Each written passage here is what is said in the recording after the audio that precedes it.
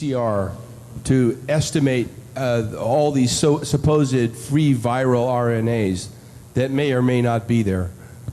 I think misuse PCR is not quite.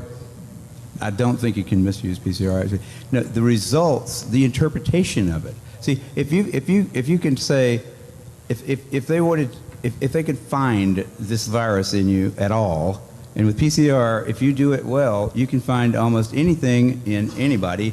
It starts making you believe in the sort of Buddhist notion that everything is contained in everything else, right? I mean, because if you can amplify one single molecule up to something that you can really measure, which PCR can do, then there's just very few molecules that you don't have at least one single one of them in your body, okay? So that could be thought of as a misuse of it, just to claim that it's meaningful. But the real misuse of it is that you don't need to test for HIV. You don't need to test for the other 10,000 retroviruses that are unnamed also in the subject. See, somebody that's got HIV generally is going to have almost anything that you can test for because they have definitely been. HIV is a fairly rare virus. There's only 1 million of us out of 250, 300 million people in America that have that virus.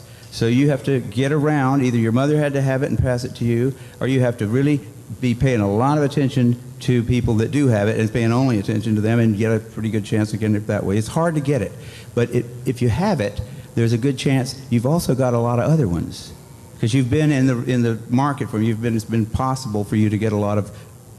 To test for that one and say that has any special meaning is what I think is the problem. Not that PCR has been misused. It's like.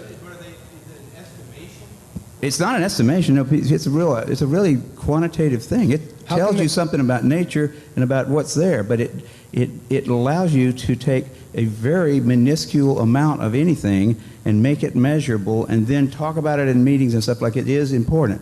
See, that's not a misuse. That's just sort of a misinterpretation. I read a paper by Duisberg in which he said even after all these PCR, this quantitative PCR, that if you just get down to a basic virological count, it's still 1 in 1,000 to 1 in 10,000. HIV in 1 to 1 in 1,000, 1 in 500 to 1 in 1,000 T cells.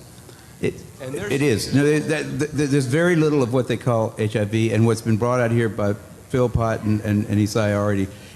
The measurement for it is not exact at all. It's not as good as our measurement for things like apples. An apple is an apple. You know, you can get something that's kind of like, if you got enough things that look kind of like an apple and you stick them all together, you might think it was an apple. But and HIV is like that. Those tests are all based on things that are invisible, and the results are inferred in a sense. PCR is separate from that. It's just a process that's used to make a whole lot of something out of something.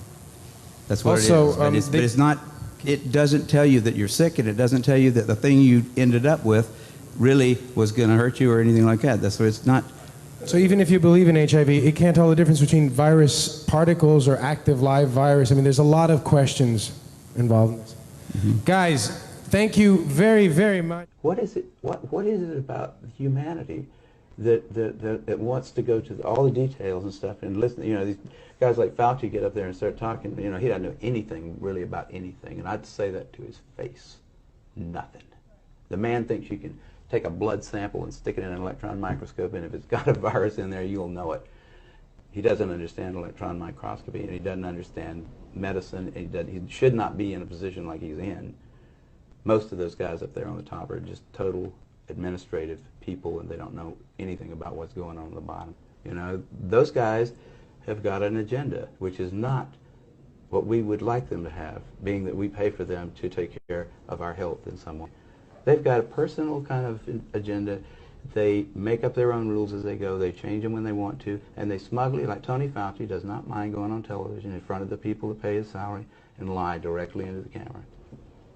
You can't expect the sheep to really respect the best and the brightest. They don't know the difference, really.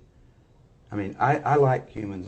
Don't get me wrong, but basically, the vast majority of them do not possess the ability to judge who is and who isn't a really good scientist.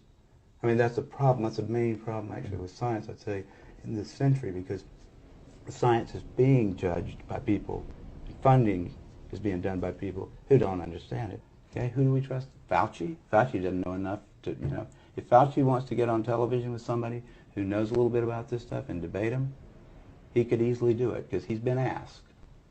I mean, I've had a lot of people, president of the University of South Carolina asked Fauci if he'd come down there and debate me on the stage in front of the student body, because I wanted somebody who was from the other side to come down there and balance my, because I felt like, well, these guys can listen to me, but I need to have somebody else down here that's going to tell me the other side. But it was- Fauci didn't want to do it.